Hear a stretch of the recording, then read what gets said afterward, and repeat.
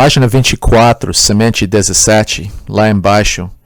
Porque agora, depois de falar e expor a doutrina na segunda metade, capítulo 3, da justificação pela fé, ele vai voltar e defender justificação pela fé no Antigo Testamento. Ponto B, exemplo de justificação pela fé no Antigo Testamento.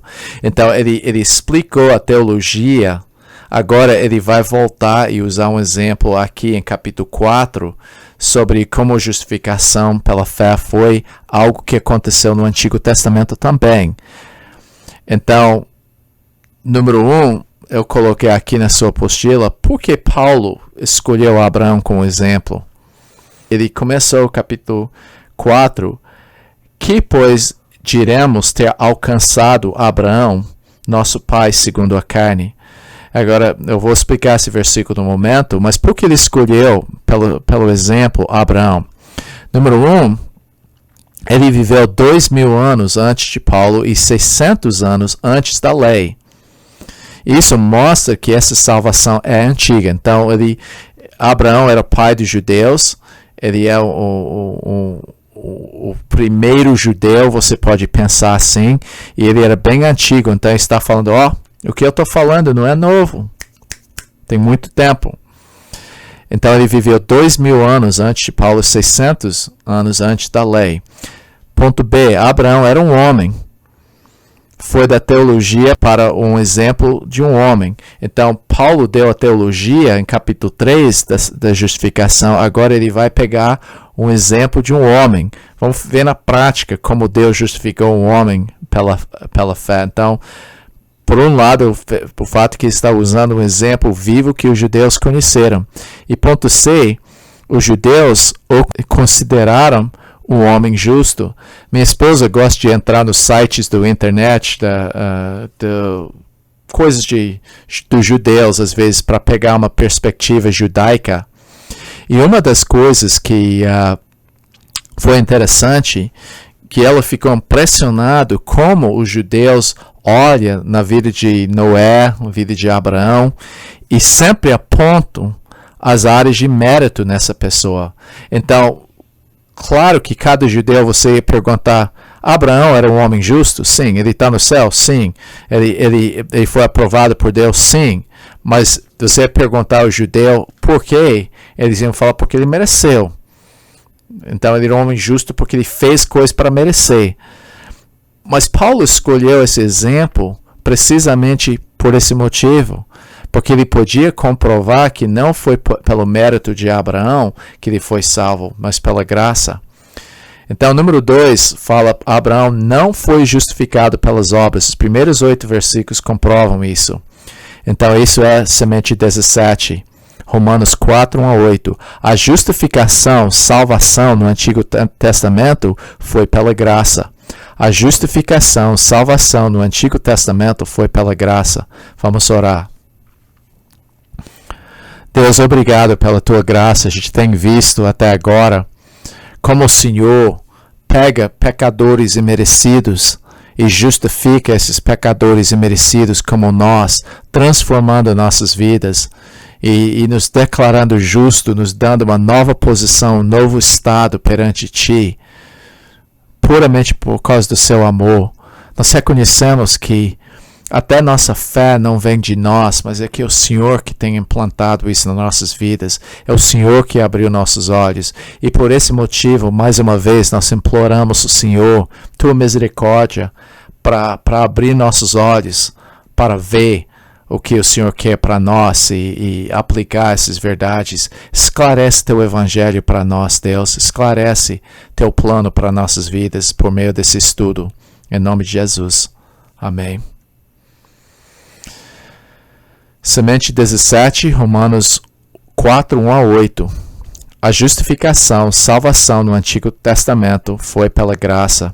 Para mostrar que a justificação pela graça não é algo novo, Paulo citou exemplos do Antigo Testamento, focalizando em Abraão, o pai dos judeus.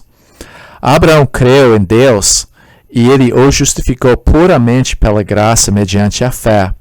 Até Abraão não teve motivo para se orgulhar perante o Senhor, porque não houve merecimento da sua parte. Davi declarou que uma pessoa perdoada é bem-aventurada. Você lembra que esse bem-aventurada, ou privilegiada, ou abençoada, por causa do seu favor divino na sua vida, e não por causa das obras. Então, quando ele fala bem-aventurados são os humildes de coração, por que aquela pessoa foi humilde? Foi porque ele se humilhou? Não, porque Deus produziu aquela humildade. Então, bem-aventurado és tu, Simão Bar-Jonas. Por quê?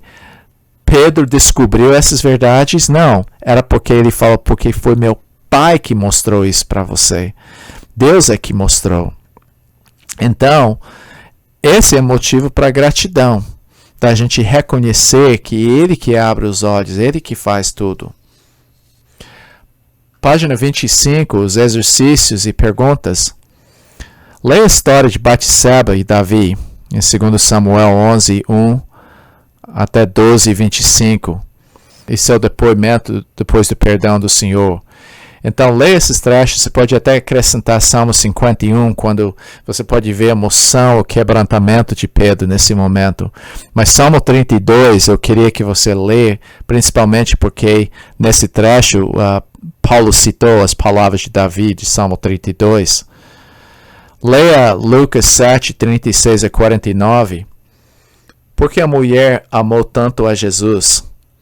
Porque Davi era um adorador de Deus. Como podemos desenvolver melhor nossa vida de adoração? Número 3, passe um tempo adorando Deus pelo seu perdão com seu parceiro. É maravilhoso você ver como aquele perdão que ele estendeu para ti não foi algo que você mereceu. Então, justificação pelas obras. Romanos capítulo 4, versículos 1 e 2. Que, pois, diremos ter alcançado Abraão, nosso pai segundo a carne? Porque se Abraão foi justificado por obras, tem que se gloriar, porém, não diante de Deus. Agora, a palavra ter alcançado está no tempo perfeito. Isso indica da permanência daquela posição que ele pegou de Deus. O que Abraão descobriu, a palavra eureka, que é a palavra grega que ele tem descoberto ou alcançado, que a ideia é que, o que ele descobriu? O que Abraão descobriu? E essa palavra aqui, ter alcançado Abraão, nosso pai, segundo a carne, nota que no português eles estão falando que ele é nosso pai segundo a carne, quer dizer, indica nessa tradução que ele é nosso pai físico. Mas isso não teria sentido se você fala que gentios estão lendo isso, porque ele não era pai segundo a carne dos gentios, ele era pai espiritual. Nós vamos ver nesse capítulo, mas ele não é o pai físico deles. Então, esse não pode ser uma boa tradução. Eu ia falar o que, depois de todas as suas tentativas, é que Abraão descobriu das suas tentativas segundo a carne, nas suas tentativas humanas. Então, algumas pessoas falam, não, isso é na sua experiência de vida que ele descobriu. Não, o que Abraão descobriu nas suas tentativas humanas? Agora, você pode ver que Abraão tentou muita coisa da sua própria força. Ele tentou se preservar 2 vezes, mentindo para se preservar. Ele tentou gerar um filho por sua própria força. Mas o que ele descobriu segundo a carne? Então, ele colocou esse ponto aqui. Porque se Abraão foi justificado por obras, eu ia colocar, se Abraão fosse justificado por obras, eu ia traduzir dessa maneira, porque ele não foi. Se fosse justificado das obras, ele tem que se gloriar. Ele poderia se orgulhar. Ele teria motivo para sentir que ele é melhor. Mas, em realidade, porém, ele e ninguém tem motivo para gloriar perante Deus. Então, a conclusão é que realmente ele não pode. Eu coloquei essa tradução, de fato, na sua apostila. Se Abraão fosse justificado pelas obras humanas, ele teria motivo para orgulho. Mas, diante de Deus, ele não tem motivo para orgulho. Então, sua justificação não pode ter sido de acordo com as obras. Então, essa que é a conclusão que Paulo está falando. Da toda tentativa humana de Abraão, nada disso mereceu algo dele. Então, esse é o argumento. Então, para comprovar isso, ponto B fala justificação imputada. Ele citou Gênesis 15:6 em versículo 3, porque Gênesis 15:6 é o versículo-chave.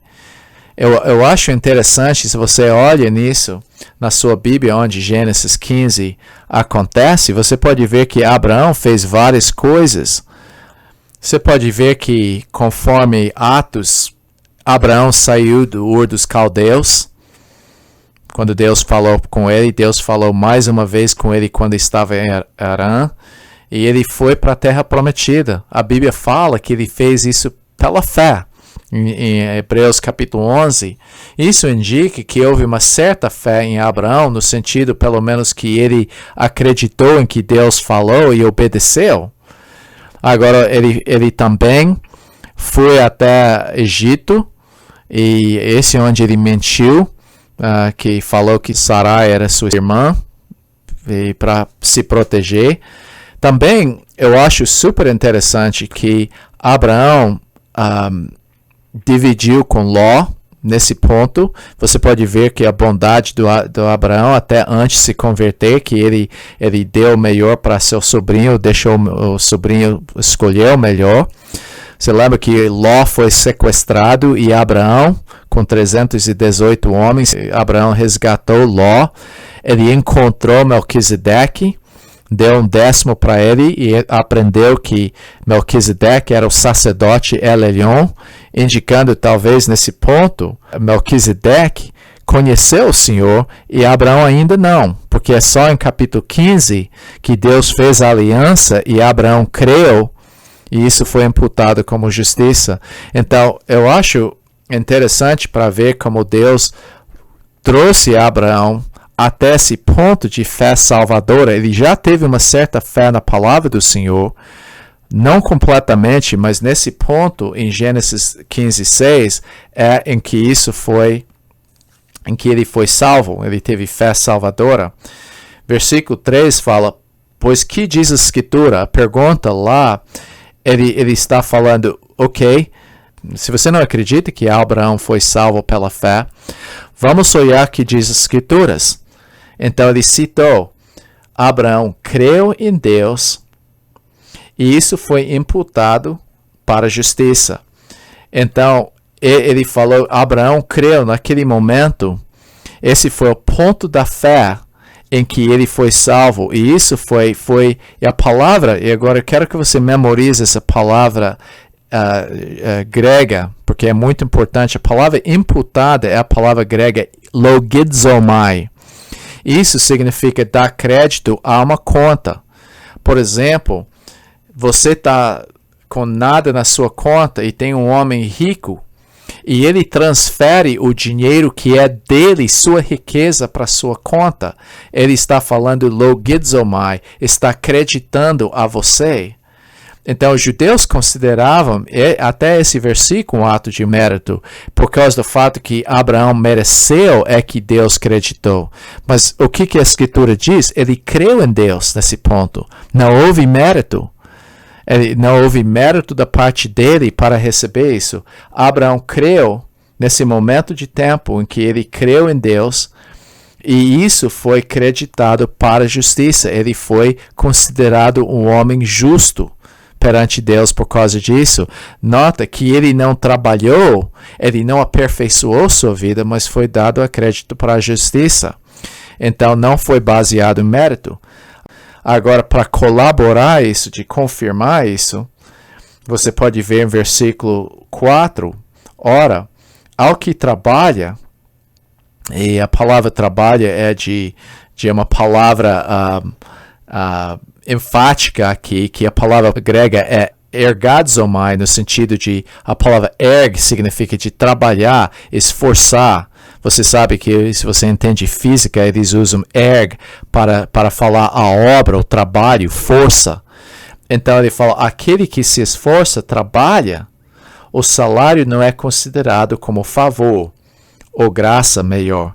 Essa é a palavra que ele usou, a palavra para favor, a palavra graça, caris. Mas, em grande contraste, o que é obrigado, é uma dívida, é uma coisa que é devida. Então, vamos ver o que ele está falando aqui. Você trabalha e você faz um contrato com seu chefe. Você fala que eu vou ganhar R$500.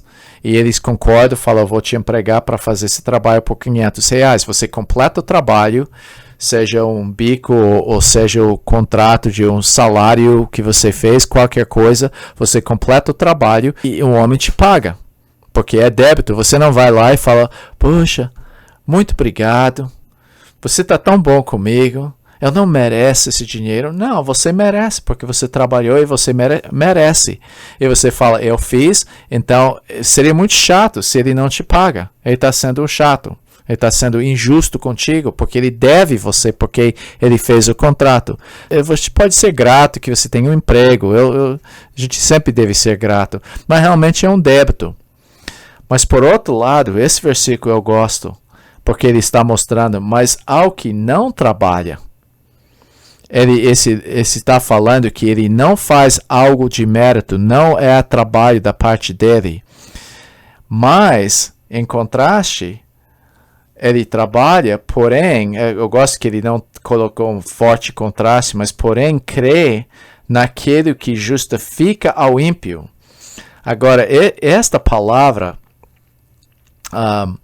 que ele fala aqui, ímpio é uma pessoa acebeia, é uma pessoa que não teme a Deus, ele não tem reverência para com Deus, mas é aquele que crê que Deus é capaz de justificar ou salvar o imerecido.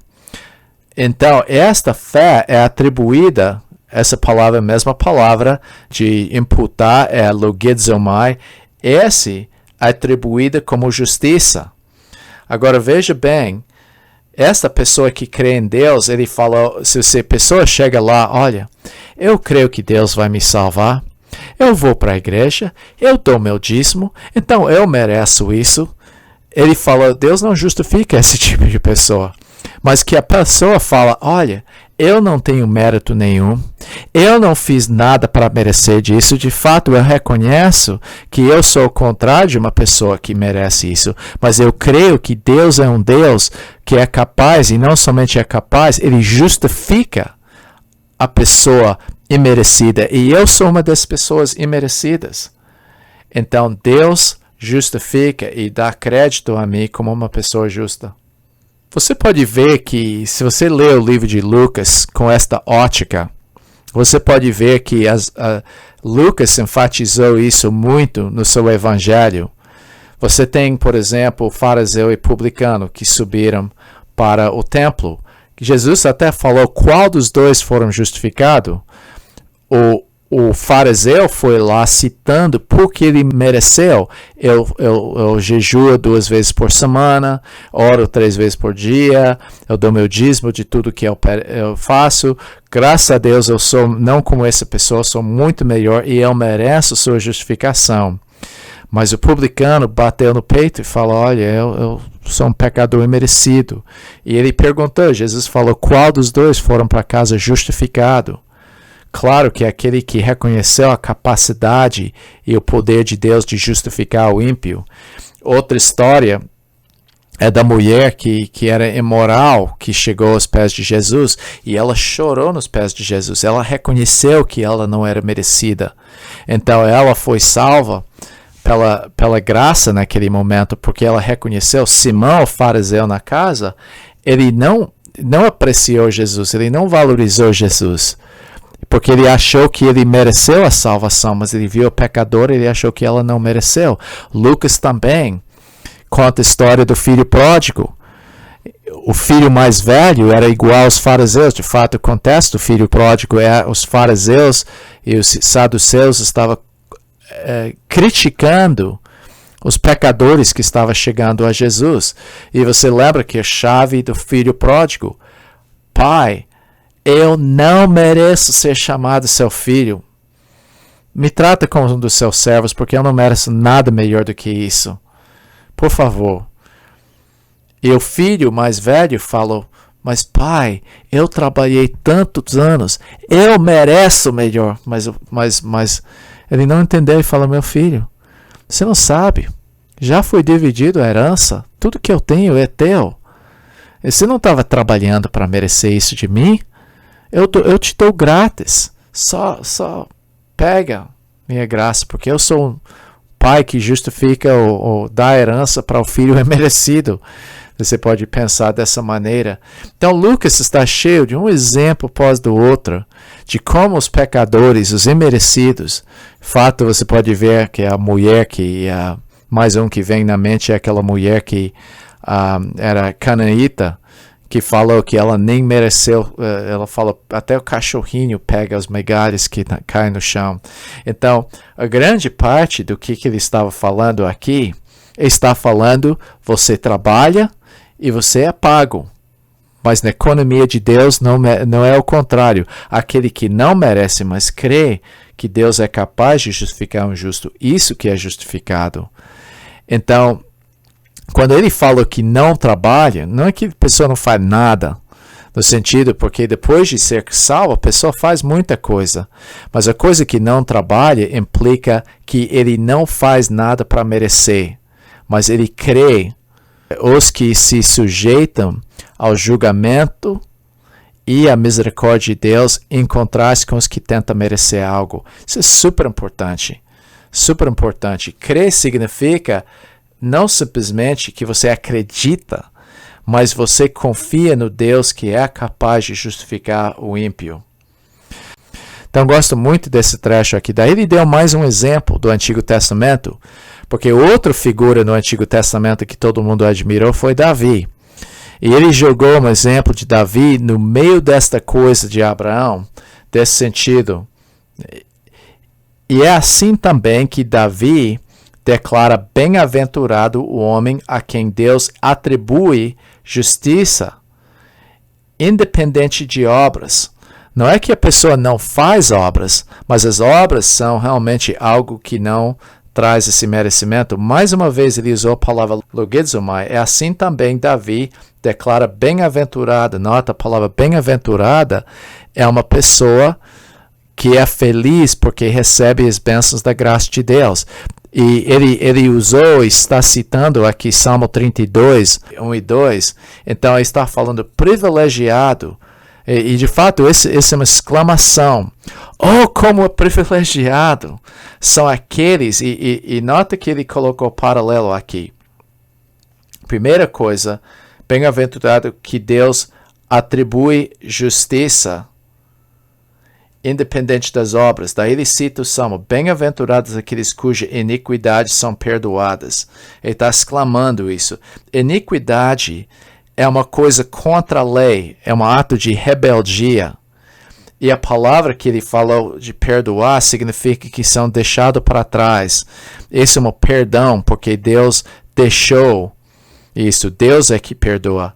Daí, e cujos pecados são cobertos. Iniquidades são aquelas coisas que são atos de rebeldia. A palavra do pecado aqui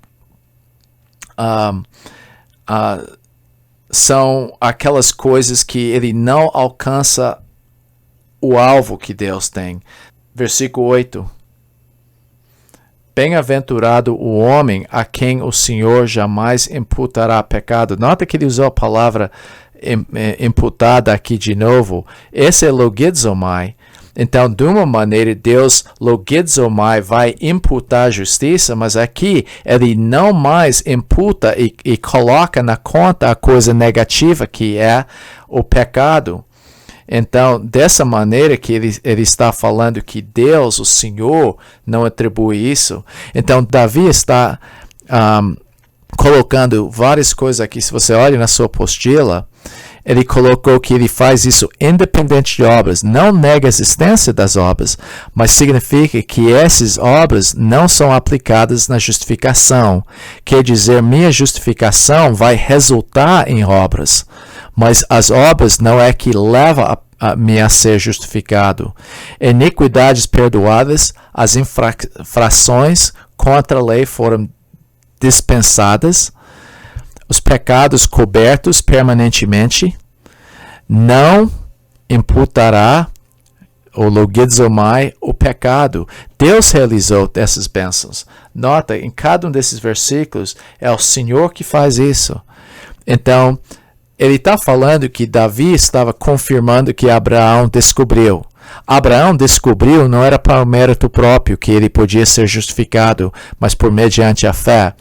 E Davi também, depois do pecado com Batseba, depois de Salmo 51, que ele implorou o Senhor para não tirar o espírito e tudo isso, daí Davi transbordou com alegria quando ele viu como ele era privilegiado, que Deus perdoou os pecados. Davi estava tão feliz, foi tão feliz porque ele reconheceu que não foi do mérito próprio, que ele era uma pessoa bem-aventurada, uma pessoa privilegiada por ter recebido esse perdão. Por isso, esse Salmo 32 é tão importante, porque Davi certamente, do meu ponto de vista, não mereceu nada de perdão de Deus. De fato, se fosse eu teria perdoado Saul muito mais rapidamente do que eu perdoei Davi para que ele fez. Então Davi reconheceu isso. Eu não mereço isso. Não foi pelo meu mérito, mas eu sou privilegiado porque Deus perdoou. Oh, como ele é bom de perdoar. Bem-aventurados são aquelas pessoas. Você pode ver a felicidade de Davi por ter o privilégio de ser a justiça de Deus imputada na sua vida, em vez de realmente ser culpado dos pecados que ele cometeu. Página 25, número 3. Abraão não foi justificado pela circuncisão. Romanos 4, 9 a 12. Nós temos olhado que Paulo agora está defendendo a justificação pela fé. Ele tem falado que não foi pelas obras, e agora ele está falando que Abraão não foi justificado pela circuncisão. Agora vamos olhar no semente 18, Romanos 4, 9 a 12. A justificação no Antigo Testamento foi independente da lei. A justificação no Antigo Testamento foi independente da lei, incluindo circuncisão. Vamos orar. Deus, é muito difícil às vezes descansar na tua aprovação de nós, de pensar que a gente não faz nada para merecer essa aprovação. Eu peço, Deus, que o Senhor esclareça isso mais e mais na nossa mente para descansar na Tua presença, para poder Te adorar. Abençoe, Deus, esse estudo, iluminando nossas mentes para compreender o Teu plano para salvar a humanidade. Que a gente viva a realidade disso em nossas vidas. Não fica ansioso na nossa busca de Ti, mas fica livre, regozijando na Tua presença. Ilumina nossas mentes agora, nos guia nesse estudo, em nome de Jesus. Amém. Página 25, semente 18. A justificação no Antigo Testamento foi independente da lei. Há muita confusão sobre a causa e o fruto de salvação. Quer dizer, o que é a causa e o que é o fruto.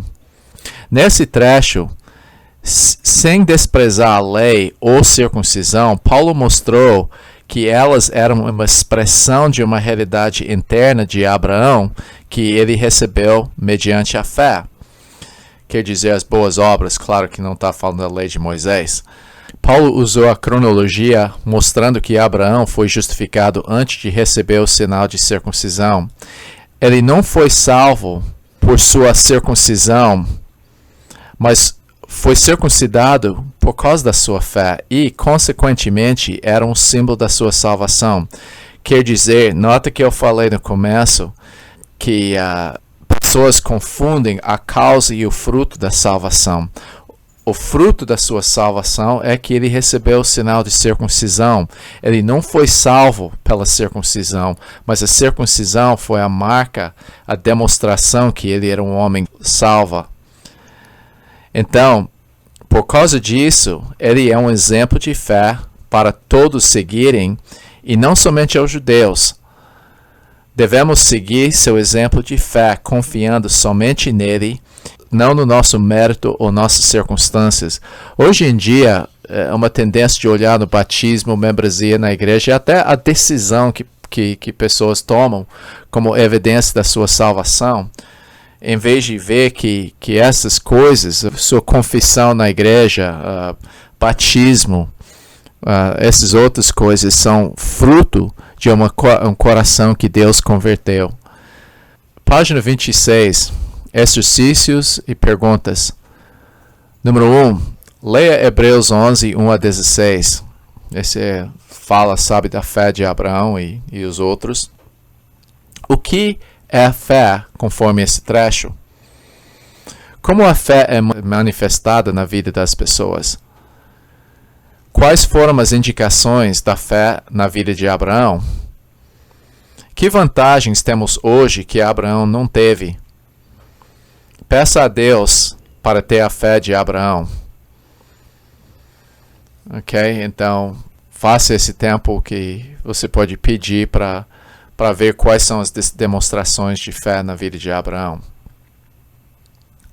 Ok, vamos ler versículo 9 de Romanos 4.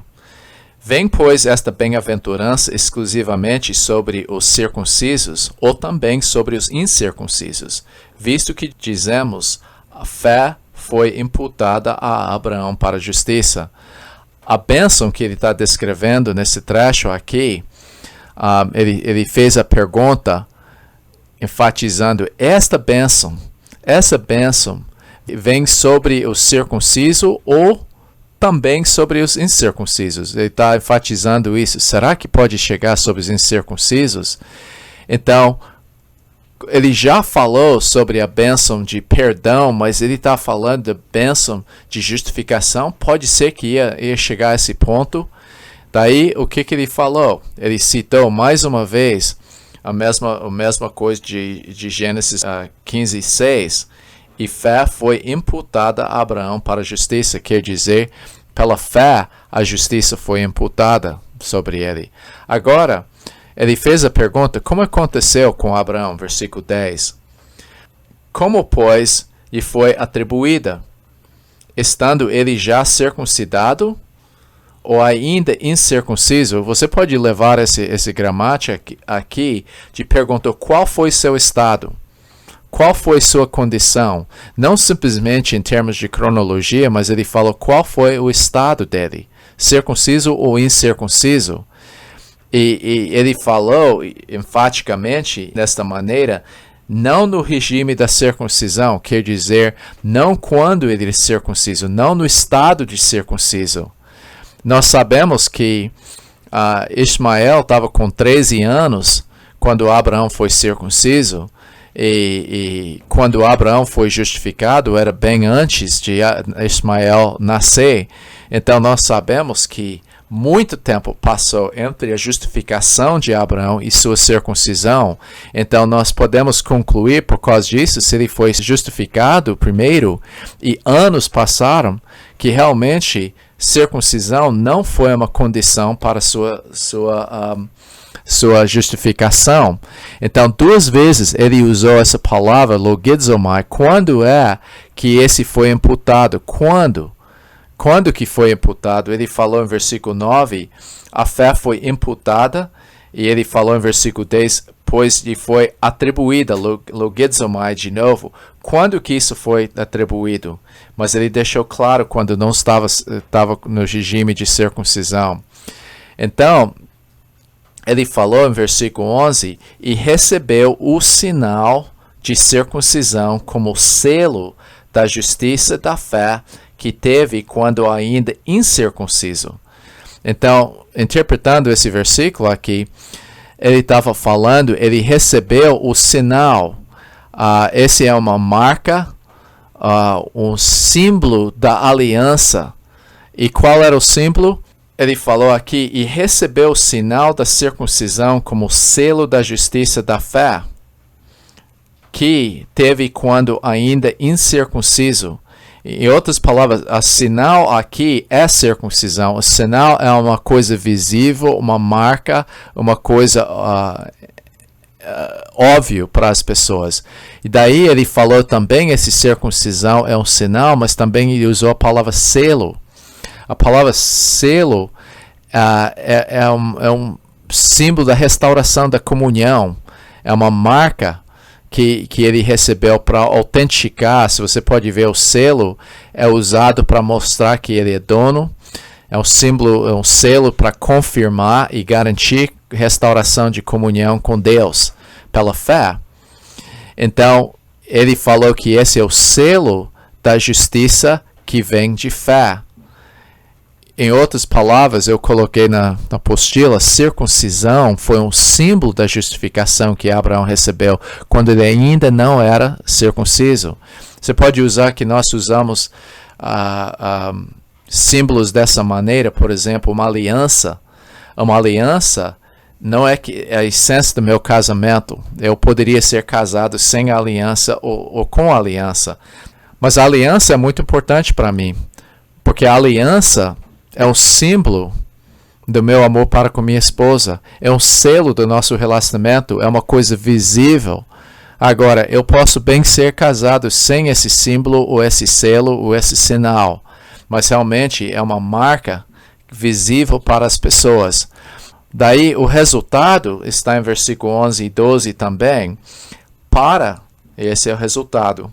Em versículo 11. Para vir a ser o pai de todos os que creem, embora não circuncidados, a fim de que fosse imputada a justiça. Quer dizer, ele é pai dos gentios.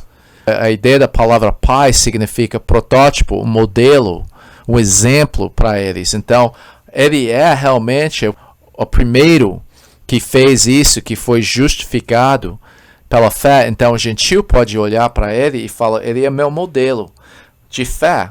Porque ele foi justificado independente de um símbolo que ele recebeu dessa maneira. E falou em 12, e pai, o exemplo da circuncisão. Isso é daqueles que não são apenas circuncisos, mas também andam nas pisadas da fé que teve nosso pai Abraão antes de ser circuncidado. Então, que ele é também o protótipo dos judeus, o modelo para eles, porque eles são justificados pela fé. Eu gosto dessa expressão de anda nas pisadas. As pisadas são o mesmo exemplo de fé, o mesmo caminho da fé que Abraão seguiu. Então, ele simplesmente está falando que ele é modelo para qualquer tipo de pessoa, sem o símbolo ou com o símbolo de circuncisão.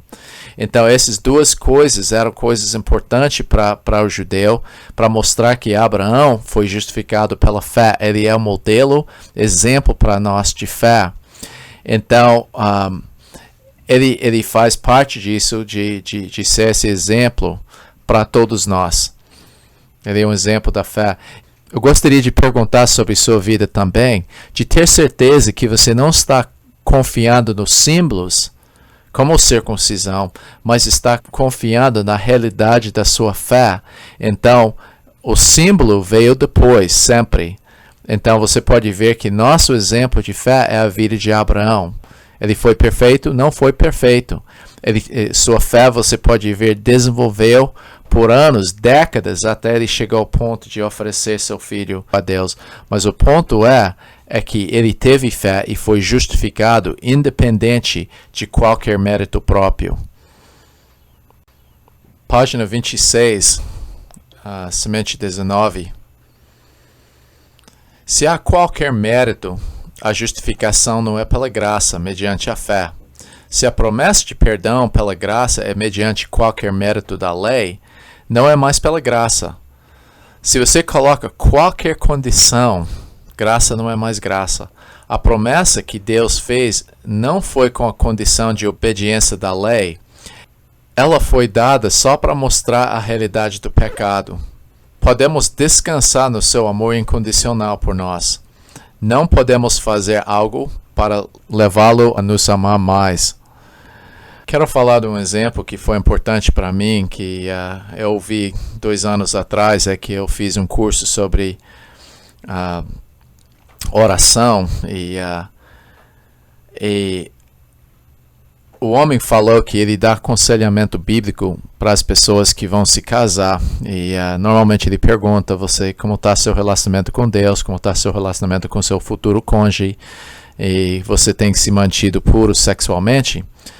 E ele inverteu as primeiras 2 perguntas e começou falando com a mulher como está seu relacionamento com o seu futuro cônjuge. E ela falou, excelente, ele me ama, dá coisas para mim que eu não mereço, etc, etc. Ela falou, eu vou dar a nota 10. Como está com Deus? Mas está mais ou menos, né? Eu estou lendo a Bíblia, não estou orando, não estou frequentando a igreja como devo, e dá 5. E meu amigo observou que tudo que essa moça falou acerca do relacionamento com o futuro cônjuge é que ele amou ela incondicionalmente. Tudo que ela falou acerca do relacionamento com Deus foi baseado em mérito. Quer dizer, Deus vai me amar mais se eu... E eu sempre estou me perguntando isso quando eu fico ansioso. Será que eu estou pensando se eu faço mais trabalho para Deus, Ele vai me amar mais? Eu acho que eu estou sempre sob essa pressão se eu não descanso na graça dele. Se ele vai me amar mais porque eu leio minha Bíblia mais, não é claro que é bom ler sua Bíblia. Mas se você está lendo com motivação dele te amar mais, você não entendeu a graça. Então isso que acontece, as pessoas e Abraão, mesmo sendo justificado, tinha que aprender como confiar em Deus completamente dessa maneira. A questão de promessas incondicionais são muito importante, porque quando a gente casa com uma pessoa, essencialmente a promessa é, olha, eu estou decidindo e fazendo compromisso de amar esta pessoa incondicionalmente. Não seria bom entrar no casamento, eu vou te amar e ficar casado contigo, se você sempre traz flores para mim. Se você sempre prepara refeições gostosas para mim, se você sempre me beija, ou se você sempre... esse é superficial, mas o amor que Deus mostra para nós não tem condições. É uma promessa sem condições. E esse é o ponto desse trecho aqui. Não podemos fazer algo para levá-lo a nos amar mais. Vamos orar. Eu não orei no começo desse trecho, mas vamos orar nesse momento para pedir Deus nos ilumina acerca desse amor incondicional. Deus, porque nosso amor é tão condicional, é muito difícil para a gente entender seu amor incondicional. De saber que não há promessas que o Senhor nos dá, não é baseada nas nossas habilidades e nosso mérito, mas da tua bondade e graça nas nossas vidas. Eu peço, Deus, que o Senhor nos dê a convicção disso através desse estudo. Quando a gente aprende como Abraão estava relutando com essas coisas também. Abençoe esse estudo iluminando nossos olhos. Em nome de Jesus. Amém. Exercícios e perguntas. Leia Gênesis 11:31 até 17:27. Qual foi a promessa que Deus fez a Abraão? Quantas vezes Deus a repetiu? O que indicou que Abraão teve fé? O que indicou que estava fraco na fé? O que você viu que mostrou que Abraão precisava das repetições de Deus? Dá uma lida desse trecho e vê como foi a fé de Abraão. Número 2, compartilhe com seu parceiro sobre o que aprendeu da vida de Abraão. É muito bom trocar ideias e ver, às vezes, as coisas que aprendemos da vida de Abraão. E isso ajuda bastante. Ponto A. A impossibilidade da salvação pela lei. Ok, vamos ver a promessa em versículo 13.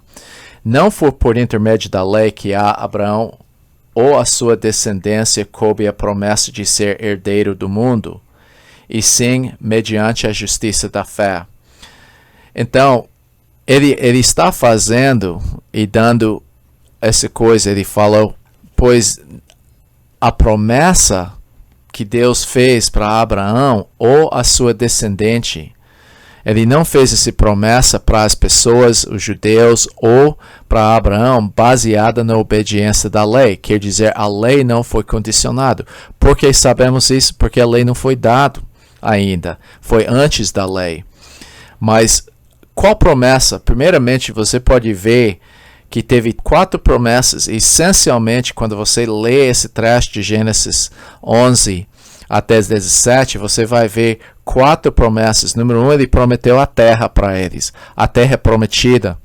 De fato, Deus prometeu uma grande extensão até o rio do Egito, até o Eufrates, até o grande mar, até lá atrás, no leste. Ele prometeu um grande território para eles. Então ele prometeu a terra, ele prometeu que ia ser um grande povo.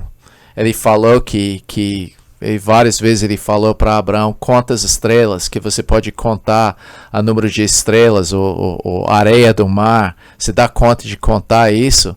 E ele falou, daí você vai poder contar quantos descendentes você vai ter de seu povo. Terceira promessa era a bênção. Ele falou, eu te abençoarei. Eu estava lendo em Deuteronômio 25 por aí hoje. Ele falou, se você me obedece, eu vou abençoar. Essencialmente, obediência é de andar comigo. Se você anda comigo, ele falou, eu vou abençoar essa nação. Então, a bênção é que ele abençoou é com a presença de Deus. E ele falou, eu vou te abençoar para você ser uma bênção para as outras pessoas. E finalmente ele prometeu o Salvador. É uma promessa, é o Redentor. Então os descendentes de Abraão e Abraão receberam essas promessas e não foi condicionado na lei, porque a lei não foi dada ainda. Então ele falou aqui, não foi por intermédio da lei que Abraão, os seus descendentes, coube a promessa de ser herdeiro do mundo. Quer dizer que ia receber essas coisas. O que no sentido de ser herdeiro do mundo é? Esse aspecto é de provavelmente estar falando do aspecto da salvação pela fé que ele estava descrevendo aqui, as heranças que ele prometeu para os judeus. Mas ele falou, e sim, mediante a justiça da fé. Ele está falando que isso veio através de uma justiça que Deus deu para eles por intermédio da fé. A promessa veio não por meio da lei, mas uma justiça que veio da fé. Quer dizer, Deus estava prometendo justificar e fazer as pessoas retas perante Ele. Então ele falou aqui em versículo 14, pois se os da lei é que são os herdeiros, anula-se a fé e cancela-se a promessa. Quem são os da lei? Os da lei são os judeus, especificamente aqueles que obedecem à lei. Mas ninguém consegue obedecer à lei. Por isso ele falou, pois se os da lei é que são os herdeiros, anula-se, ou a fé é destruída, acabada. Quer dizer, MacArthur, nesse trecho, ele falou uma coisa interessante. Se você coloca uma promessa numa condição impossível, daí não tem uma promessa. Por exemplo, eu posso falar, eu vou te dar R$1 milhão. Se você consegue, eu prometo. Mas você tem que pular de um lado da minha casa para outro lado. É uma coisa impossível para a pessoa fazer. Então, que tipo de promessa é isso? Às vezes, os pais fazem isso para os filhos. De prometer alguma coisa que eles sabem que os filhos não podem fazer, e esse não é a promessa. Então, para colocar uma promessa com condições impossíveis, ele fala isso cancela a fé. A fé não é mais a condição e a promessa é cancelada nesse sentido. A ideia é que é válido e destruído a promessa. Página 27. As condições da lei são impossíveis. Uma promessa com condições impossíveis não é uma promessa.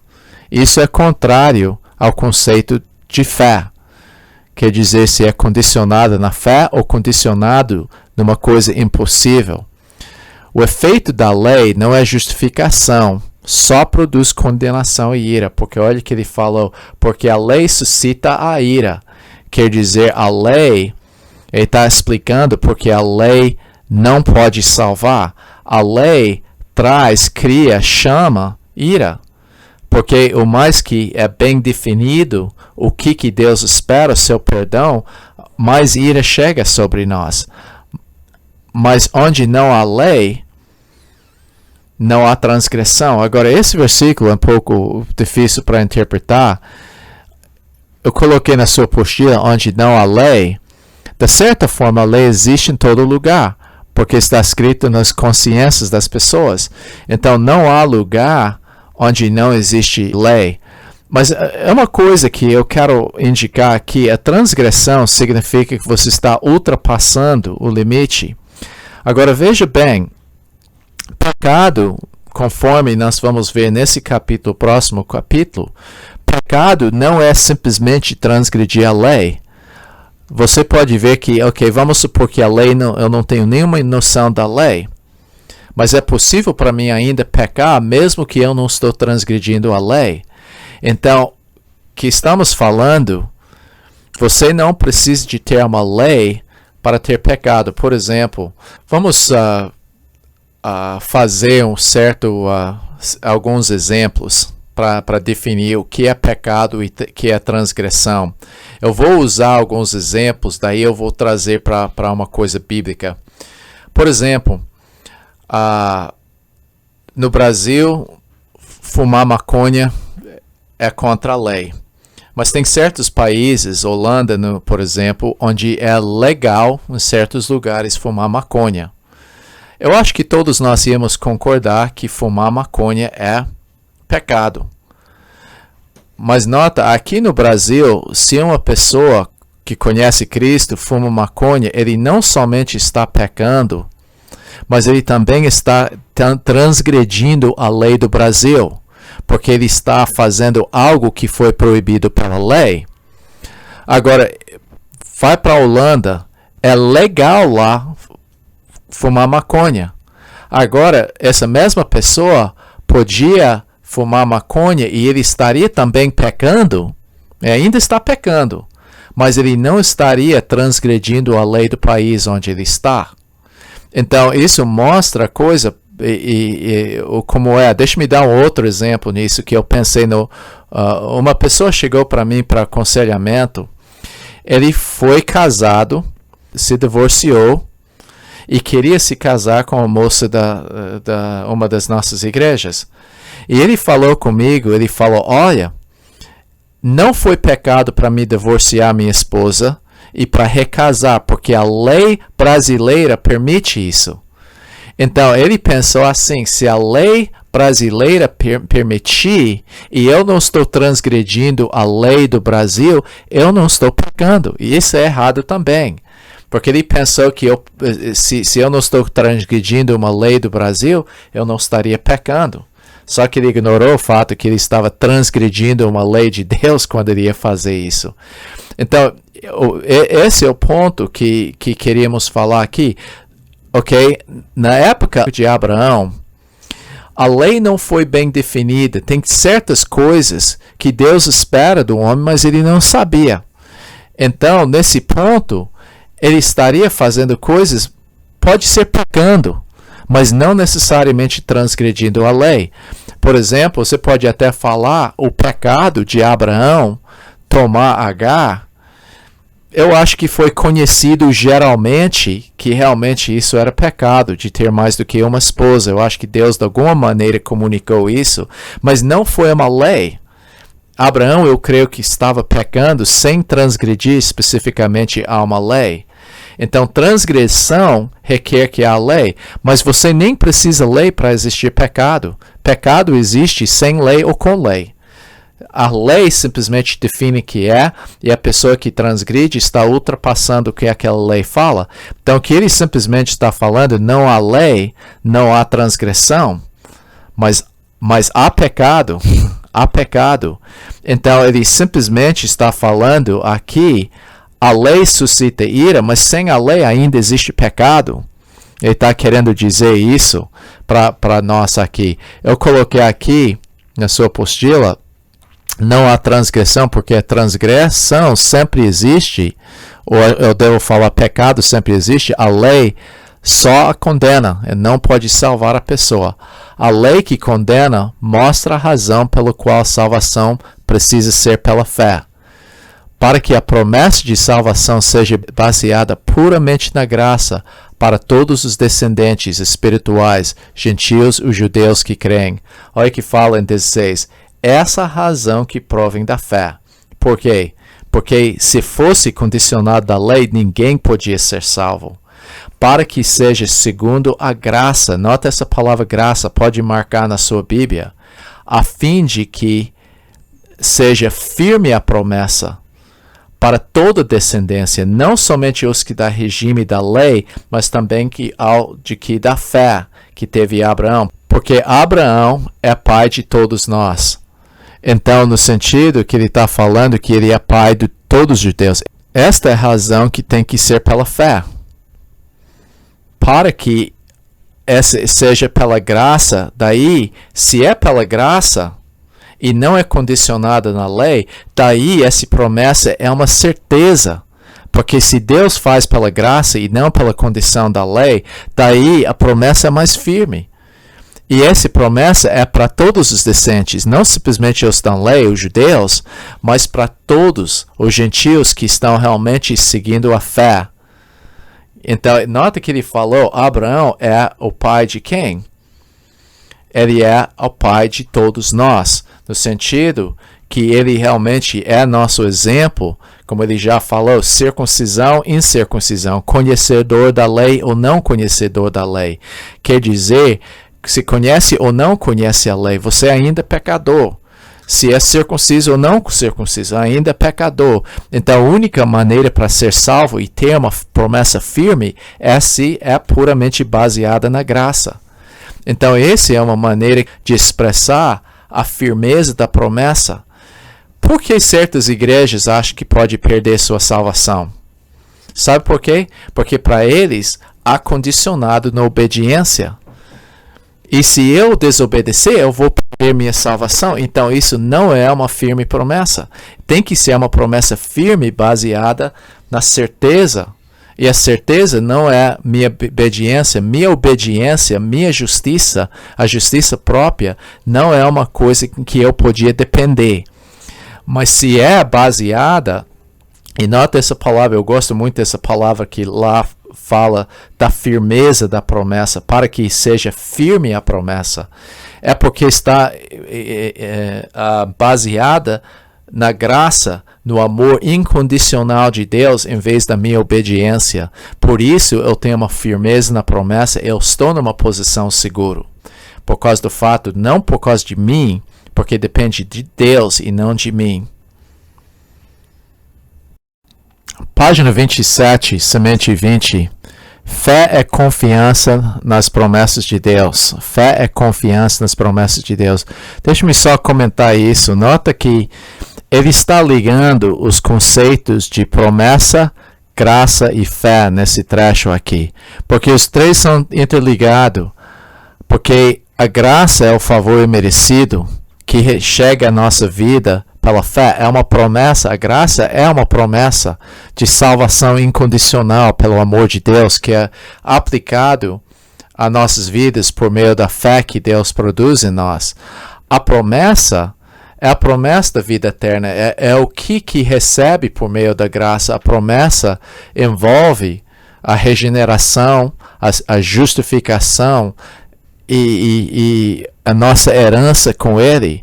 E aplicado isso por meio da fé. E lembre-se disso, fé não é um sentimento, não é uma crença intelectual, mas é algo produzido em nossas vidas quando nós reconhecemos que nós não podemos merecer nada. Então, o contrário da fé não é dúvida, o contrário de fé é mérito. O contrário da graça é mérito. O contrário da promessa é mérito. Então, ele está colocando todas essas coisas contra o mérito da lei. Então, ele está falando não é as obras, não é a cerimônia religiosa como circuncisão, não é obediência à lei, nada dessas coisas fazem a coisa. É fé na promessa de Deus. E a promessa de Deus é que traz e aplica a graça. A promessa é merecida da nossa parte. Então, fé só acontece quando a pessoa reconhece que não pode merecer na sua própria força. Fé é confiança nele e não em nós mesmos. Então, vamos orar. Deus, eu peço que o Senhor use esse trecho para aumentar a nossa fé e confiança no Senhor. Eu peço que o Senhor fortaleça a nossa fé por meio dessa coisa, desse estudo aqui, desse trecho tão lindo. Eu peço que o Senhor ilumine nossas mentes para compreender as verdades que estão nesse trecho tão importante. Colocamos isso nas tuas mãos, em nome de Jesus. Amém.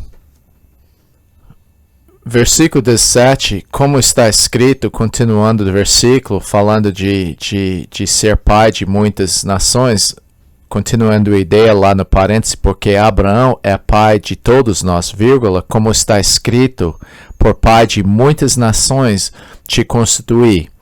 Agora, de certa forma, ele é pai de muitas nações, no sentido que os edomitas e você lembra que várias pessoas dos filhos de Quetura veio dele, mas de certa forma, as nações além dos judeus são poucos, não são muito nações num sentido, mas quando ele fala que é pai de muitas nações, eu creio que Deus tinha na mente, e Paulo também, quando estava escrevendo isso, que está falando como fato que ia atingir todas as nações da terra. Quer dizer, essa é a promessa que ele falou, você será uma bênção e todas as famílias da terra serão abençoadas. Então, de um sentido, ele é fisicamente o pai de várias nações, mas aqui ele estava visando o aspecto de ele ser protótipo de muitas nações. Eu vou ler as perguntas e para vocês, exercícios e perguntas. Quais aspectos do caráter de Deus eram a base da fé de Abraão? Quais aspectos do caráter de Deus eram a base da sua fé? Em quais promessas Abraão confiou? Leia Gênesis 18, 1 até 22, 19. O que indicou que Abraão teve fé? Quais indicações de que a fé de Abraão amadureceu? Agora esse outro trecho, continuando, de ver como a fé dele desenvolveu, ok? Nota isso, mesmo que a pessoa é salva, isso não necessariamente indica que ele tem uma fé madura. Deus vai constantemente amadurecendo nossa fé para confiar nele. Leia Tiago 3, 18 a 26. Há uma contradição entre o que Paulo e Tiago falaram sobre a justificação, porque você pode ver, por um lado, Paulo falou, Abraão não foi justificado pelas obras. Por outro lado, você pode ver no Tiago 3,18 que Abraão foi justificado pelas obras. Nós vamos tratar isso daqui para frente. Em qual sentido Abraão foi justificado pelas obras? Comece uma lista de promessas que se encontram na palavra e comece a orar para crer nelas. Você nota que muitas vezes eu não gosto da ideia de falar de tomar posse de uma promessa. A ideia é de falar de crer na promessa, que a Bíblia não fala para a gente tomar posse de uma promessa, mas fala para a gente crer na promessa e crer nas declarações que ele faz na palavra. Então, é válido orar pelas promessas que Deus fez na nossa vida. Sabemos que estamos orando em fé. Então, eu coloquei na sua apostila Abraão, o pai, o protótipo de todas as nações. Como fala aqui, eu já li esse versículo. Como está escrito, por pai de muitas nações te constituí. E não somente para os judeus, ele foi colocado como pai. Ele creu diante de Deus. Esse princípio se estende aos que creem depois. diante de Deus, esse princípio se estende aos que creem depois. Ele que vivifica os mortos, que é a ressurreição, e chama à existência, ou chamar ou convidar para a salvação as pessoas, né? Então, olha o que fala aqui. Perante daquele no qual creu, quer dizer, Abraão creu perante Deus, que vivifica os mortos, chama à existência aos que não existem. Que esse trecho, perante aquele no qual creu, quer dizer, em quem ele creu é o Deus que vivifica os mortos. Agora, deixa-me falar perante aquele. Esse trecho é meio difícil traduzir, mas indica que Abraão foi colocado perante não somente Deus, mas perante todos como exemplo de fé. Então, ele creu nesse Deus como que Deus que vivifica os mortos. O que ele está falando, vivifica os mortos? Ele dá vida aos mortos. Ele, no sentido imediato, é que ele está vendo a morte do corpo de Abraão e ele vai dar vida para produzir Isaac. No contexto maior, ele está falando do poder de Deus para a ressurreição, especificamente pegar uma pessoa morta no seu pecado e transformar e fazer aquela pessoa viva espiritualmente. Então, ele está falando de vários sentidos aqui quando ele fala isso. Ele é um Deus que pode vivificar o corpo morto de Abraão para produzir uma coisa viva como Isaac. Ele é capaz de pegar os corpos das pessoas que morreram em Cristo e ressuscitar e dar uma nova vida. Mas mais importante aqui, para nosso propósito, que tem a ver com justificação, é que ele é capaz de pegar uma pessoa morta espiritualmente e fazer aquela pessoa uma pessoa viva em Cristo Jesus. Então tem vários sentidos aqui. Então, esse é uma referência também, você sabe que Efésios 2 é que afirma que nós estávamos mortos em Cristo Jesus. Mas o que ele falou? Ele nos deu vida juntamente com ele. Então, parte dessa nossa fé é de a gente crer, como ele falou no começo do capítulo, naquele que justifica o ímpio, mas aquele também que dá vida para o morto.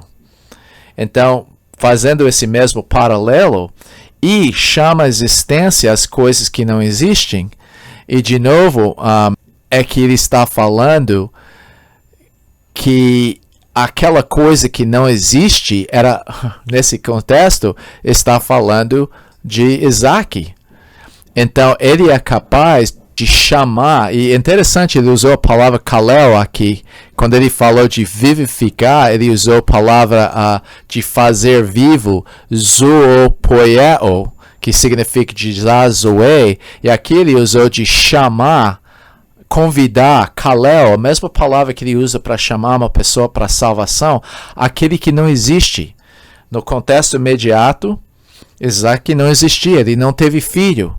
É uma coisa que não existia. Deus é capaz de criar do nada qualquer coisa, mas nesse sentido de Isaac. Mas também, eu não tenho vida dentro de mim. Eu não tenho uma nova vida, mas Deus é capaz de gerar essa nova vida dentro de cada pessoa. Então você pode ver que esse trecho é rico porque ele está falando da fé de Abraão, mas também está aplicando essa fé para nós mesmos, porque ele é capaz de me dar uma vida, uma salvação, uma justiça que eu não tenho. E ele é capaz de criar isso em nós. Página 27, número 5, fala que Abraão foi um exemplo de fé. E ele deu a situação. Em versículo 18, Abraão esperando contra esperança. Esse esperando contra esperança é um tipo de expressão que é usado para descrever de esperar contra uma coisa onde não há esperança. Quer dizer, de ter esperança numa situação que era impossível. Então, nessa situação, Abraão, numa situação de esperança, creu, confiou em Deus para vir a ser o pai de muitas nações. Quer dizer, o resultado disso, quando ele confiou que ia ser realmente o pai de muitas nações. E lembre-se disso, não é simplesmente que ele creu e Deus respondeu, galardoou, deu a fé dele para ele poder realmente ter filho. Não era isso, assim, ele confiou em Deus. Ele confiou em Deus e a ideia é que o resultado é que ele se tornou pai de muitas nações. Lembre-se disso. Ele não está falando no aspecto do físico, mas de ser um exemplo da fé nesse momento. Conforme a promessa que foi dada a ele, assim será a tua descendência. E nota, a descendência vai muito além dos judeus hoje, porque nós que temos fé em Cristo somos descendentes espirituais dele. Então ele creu e o resultado é que ele se tornou esse exemplo de fé. Então o impacto da fé de Abraão foi que muito além do que o que podia acontecer fisicamente em termos da sua descendência. Versículo 19 descreveu mais sobre suas circunstâncias. Ele falou aqui, e sem enfraquecer em fé, embora levasse em conta o seu próprio corpo amortecido, sendo já de 100 anos e idade avançada da Sara, que era 90 anos também. Então, quando realmente ele estava em Gênesis 17, ele estava com 99 anos, logo para se tornar 100 anos, e Sara estava com 89 e 90. Então ele contemplou seu corpo, e ele usou uma palavra, ele usou o tempo perfeito, que ele reparou que o seu corpo estava praticamente morto. E nota que ele está falando aqui que essencialmente para um homem de 100 anos de idade, provavelmente o ato sexual não foi uma coisa até fácil para um homem dessa idade. E ele olhou e falou, olha, eu sou um velhinho aqui. E minha esposa é pior ainda, porque ela chegou a 90 anos sem ter filho. E ele contemplou o ventre dela e falou que ela está estéril e ela está velha. Então, ela estava morta também. Então ele olhou e ele sem enfraquecer na fé. Agora, por quê? Ele estava confiando no seu desejo. Eu creio que Deus vai dar, como muita pessoa fala. Não, ele contemplou, como fala, o que ele creu. Não duvidou da promessa de Deus. Quer dizer, Deus prometeu, e a fé dele não estava no seu desejo de ser um pai, não estava no que ele intelectualmente creu, porque intelectualmente ele estava falando, esse é impossível intelectualmente. Mas ele olhou na promessa de Deus. Ele olhou na promessa de Deus. Por incredulidade, quer dizer que ele não enfraqueceu, ele não vacilou. A ideia é de vacilar de um lado para outro, com respeito da promessa. Mas a ideia que ele estava falando, nota, mas pela fé se fortaleceu. Agora, esse é muito interessante, porque em referência da sua fé, você pode, a palavra endunamou, que significa um voz passivo, indica que Deus fortaleceu sua fé. Então, o fruto disso, o resultado é que lhe deu glória a Deus. Então, o que aconteceu? Abraão creu. Ele olhou e falou, olha, eu estou praticamente morto, eu sou velhinho. Minha esposa, pior ainda, nunca teve filho até esse ponto. Ela está morta, tudo isso. Mas Deus fez a promessa. E ele considerou e contemplou sua situação. Mas Deus fortaleceu a fé nesse momento. E o resultado, ele deu glória a Deus. Ele louvou a Deus, ele adorou a Deus por causa disso. Porque nota, o alvo da fé dele foi na promessa, estando plenamente convicto que ele era poderoso para cumprir o que prometera. Isso é muito importante, esse versículo aqui. Plenamente convicto significa completamente seguro, convencido, completamente olhando nisso, que aquele que prometeu, ele era poderoso, capaz de cumprir. Agora, eu vejo que isso é muito importante. Primeiramente, se eu não tenho uma promessa de Deus, eu poderia confiar no meu desejo, porque Deus nunca prometeu que ia sempre curar uma pessoa de uma doença. Então, número um, eu não posso falar, eu tenho fé que Deus vai me curar, porque eu não sei que Ele vai curar, Ele nunca prometeu isso. Eu tenho fé que eu vou receber essa coisa ou outra coisa, eu só posso ter fé no que Ele prometeu. Agora, eu posso ter fé na capacidade, eu estou doente aqui, e eu tenho absoluta fé que Deus me ama, porque Ele prometeu isso. Eu tenho absoluta fé que Deus é capaz de me curar. Eu tenho absoluta fé no fato que seu plano é perfeito. Então, eu vou orar na luz disso, mas eu não vou ter a fé que Deus vai me curar, porque eu não tenho promessa disso. Então, para mim, quando a pessoa fala que eu tenho fé que Deus vai me curar, quando não há uma promessa específica de Deus, ou ele pode falar, Deus me revelou, eu não vejo isso que Deus está falando também. No caso de Abraão, sim, Deus revelou e falou diretamente para ele, você vai ter um filho que vem do seu corpo, e eu vou fazer várias nações desse um filho que você vai receber. Então, ele olhou e falou, olha, eu olho na minha condição, impossível. Mas eu vou confiar e nota, a fé dele estava na promessa e também a capacidade de Deus. Nota que ele falou, ele é plenamente convicto, absolutamente firme e convencido, número um, que Deus era poderoso para cumprir. E isso indica, por exemplo, a gente como pais prometemos coisas que a gente não tem controle. Por exemplo, eu falo, nós vamos para a praia esse fim de semana.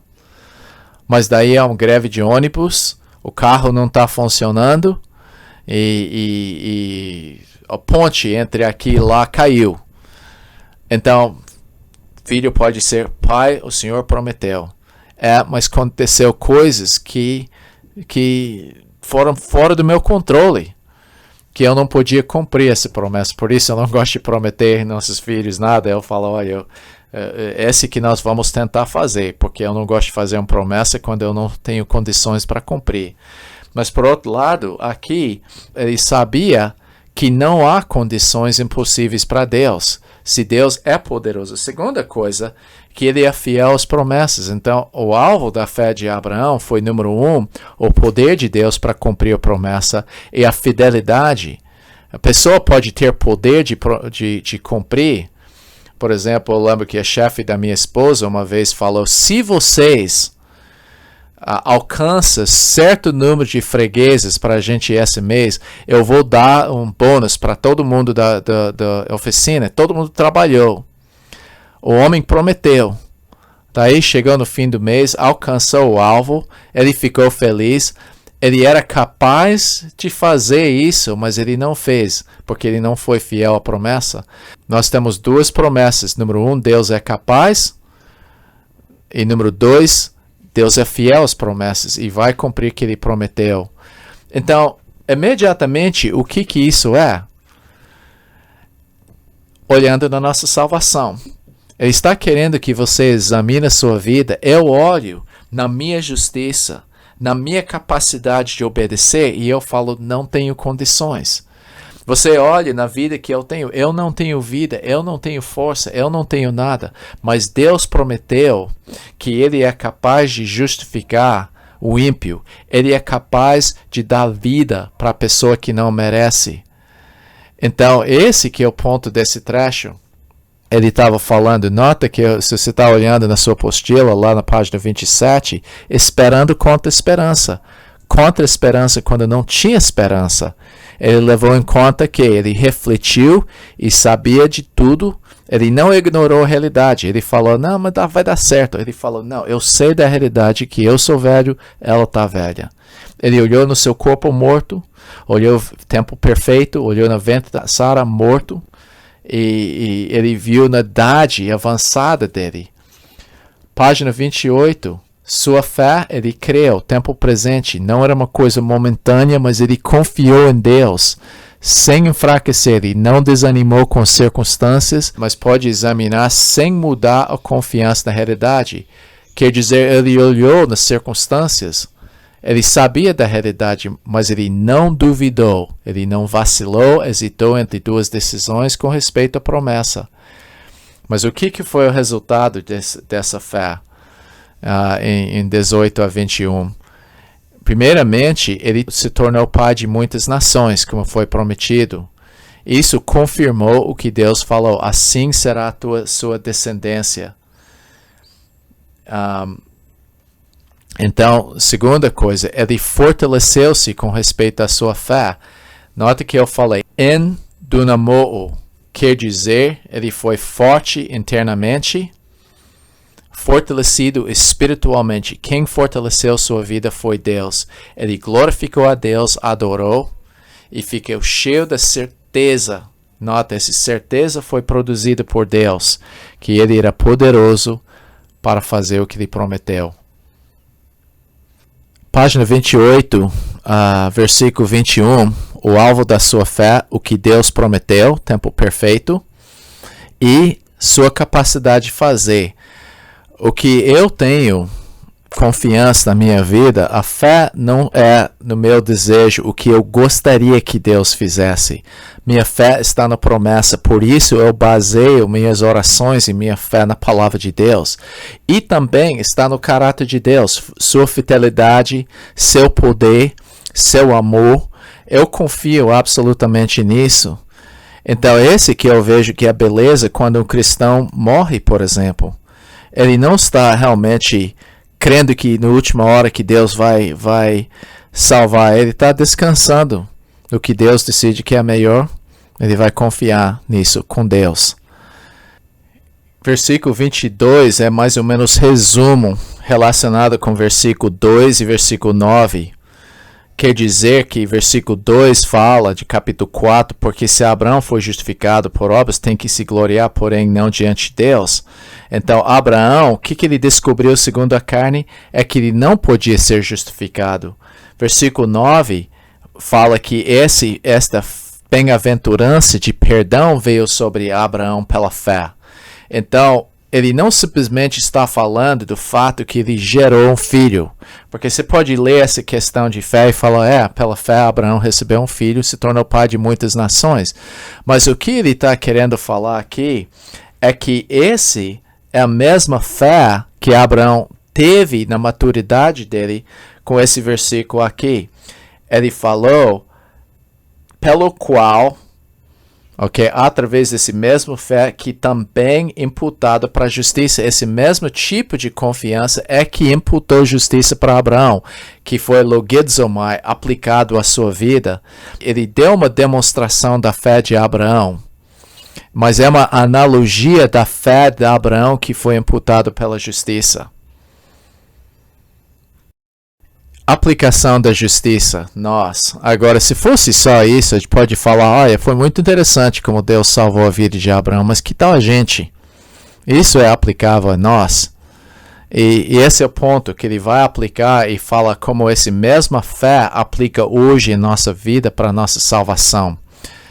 Então, semente 21 fala, em Romanos 4, 23 a 25, a fé que justifica é confiança na obra de Jesus Cristo através da sua morte e ressurreição. A fé que justifica é confiança na obra de Jesus através da sua morte e sua ressurreição. Agora, eu olho assim, eu sou como Abraão. Eu vivia muito minha vida, tentei, como ele tentou ter filhos, não dei conta. Tentei na minha força, não dei conta. Eu olho na minha vida, é morta espiritualmente. Daí eu falo, não. Deus é um Deus que é capaz de ressuscitar os mortos. Ele é capaz de dar uma nova vida. Ele é capaz de criar a salvação. Ele é capaz de me justificar, porque eu confio no poder dele. E de fato, esse não é simplesmente o desejo que eu tenho. É uma coisa que ele prometeu na palavra de Deus. E eu posso ter confiança em que ele declarou que ele é poderoso e fiel para me salvar. Vamos orar. Deus, obrigado pelas promessas. Obrigado pelo teu caráter. Quero te adorar por ser um Deus poderoso, um Deus fiel, um Deus amoroso, um Deus gracioso, misericordioso, que podia salvar uma pessoa como mim. O Senhor é capaz de criar uma justiça em mim quando eu não tenho justiça própria. O Senhor é capaz de me transformar e criar vida dentro de mim. E eu agradeço ao Senhor por essas preciosas promessas em que eu podia descansar, porque eu sei que isso depende de Ti e não de mim. Então eu descanso nisso e Te louvo e adoro pela salvação, pela fé no Senhor. Colocamos tudo isso perante o Senhor em nome de Jesus. Amém. Ok.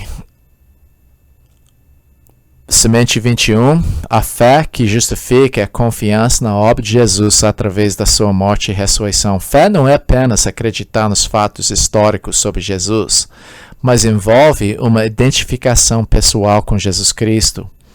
O versículo 25 fala porque a fé pode nos levar a ser justos perante Ele. Quando nos identificamos com a sua morte, ela serve como pagamento pelas nossas transgressões. Quando nos identificamos com a sua ressurreição, nos tornamos justos por causa do fato que recebemos uma nova vida, ressuscitados junto com Cristo. Somos justos por causa da sua ressurreição. Devemos aprender a confiar nele. Então vamos ler esses trechos. É muito curto esse trecho, mas é muito profundo. O exercício e perguntas, leia Lucas 22, 39 até 24, 53, com o pensamento que ele fez isso por você, constantemente agradecendo ao Senhor por ter feito isso. Compartilhe esses versículos com 2 pessoas. Crê na ressurreição. Vamos ver o que fala. Versículo 23. E não somente por causa dele está escrito que lhe foi levado em conta, foi imputado. Então ele simplesmente está falando, é não somente aplicado a Abraão. Esse imputação da justiça foi escrito não simplesmente como uma história bonita no passado, mas uma coisa que aplica diretamente nas nossas vidas hoje. Ele falou, mas também por nossa causa, pois que nós igualmente nos será imputado. Quer dizer que essa coisa que nós, por nós mesmos, que nós vamos ser considerados justos, a palavra logizomai, a mesma imputação de justiça que foi feita para Abraão, foi feito para nós. Mas quem é nós? A nós que cremos naquele que ressuscitou dentre os mortos, Jesus, nosso Senhor. Nota que para esse ser imputado na nossa vida, nós precisamos confiar não somente na morte de Cristo, mas nota que ele fala na ressurreição. Ele está falando não de somente crer no pagamento de Cristo, pagamento pelos pecados de Cristo na cruz, mas o aspecto de uma nova vida. A nova vida é que traz a justificação. Por isso, essa justificação é imputado em nós, o Deus que faz o impossível. Ele que ressuscitou Jesus Cristo, e eu creio também com essa ressurreição, Ele me ressuscitou espiritualmente para criar essa nova vida em mim. Crer está a tempo presente na ressurreição. Quem é esse Jesus, o qual foi entregue por causa da nossa transgressão? Quer dizer, esse aspecto que Ele morreu por nós. Ele pagou o castigo. Ele foi entregue à morte por causa da nossa rebelião e ressuscitou para realizar a nossa justificação. Então, a base de tudo é que ele foi entregue por causa das nossas transgressões e pagou o castigo, ressuscitou para a nossa justificação. A ressurreição é a base dessa regeneração, é a base da nossa nova vida, é a base da nossa justificação. A ressurreição foi a prova que o sacrifício foi eficaz, e não somente eficaz, mas que transferiu uma nova vida para mim. Então nós aceitamos o sacrifício dele como pagamento e nós cremos na ressurreição que nos traz essa nova vida e justiça. Então, nosso pecado nós transferimos para ele. Ele carregou nossos pecados e foi entregue por causa da nossa transgressão. A morte dele foi o pagamento, mas realmente ele ressuscitou por causa da nossa justificação, quer dizer, a sua justiça foi transferida. Eu não tenho justiça própria, mas eu fui feito justo porque eu ressuscitei juntamente com Jesus Cristo para receber essa nova vida. Então minha fé não está no desejo de ser salvo. Minha fé está na obra de Jesus Cristo, porque Ele fez tudo por mim. Então essa é a nossa salvação. Eu gosto muito desse versículo. Eu tenho reparado, se você entra numa igreja católica, a igreja católica enfatiza muito o aspecto do sofrimento de Cristo. E é meio bonito, eu gosto de olhar nas estações da cruz e ver como eles fizeram isso. Não muito olhar lá, mas eu acho interessante de como tudo está ao redor do sofrimento. E como católico creio, eu acho, é que Cristo sofreu e eu tenho que sofrer também. Então eu sou salvo pela maneira que eu aguento e sofro nessa vida. Mas isso não é a razão que Cristo... Claro que o sofrimento ele foi um exemplo, mas o sofrimento foi no meu lugar. Mas se Cristo somente sofreu, e você pode ver as estações da cruz na igreja católica param com a morte dele, quando ele foi sepultado, porque que não me dá minha justificação, que me dá a nova vida, não é sua morte, mas sua ressurreição. É essa a razão que eu sou justo. Eu creio no Deus que podia produzir uma vida justa e produzir vida dentro de mim. Eu creio que Ele faz isso na base não do meu mérito, mas na base do que Ele fez na cruz por mim. E por isso, porque Ele vivia uma vida justa e reta, morreu por mim, ressuscitou, Ele é capaz de me justificar e dar essa nova vida, independente da lei, independente das obras, independente de circuncisão. Então, essa é a base da nossa fé em Jesus Cristo. Que Deus te abençoe nisso e dá compreensão desses pontos do Evangelho. Amém.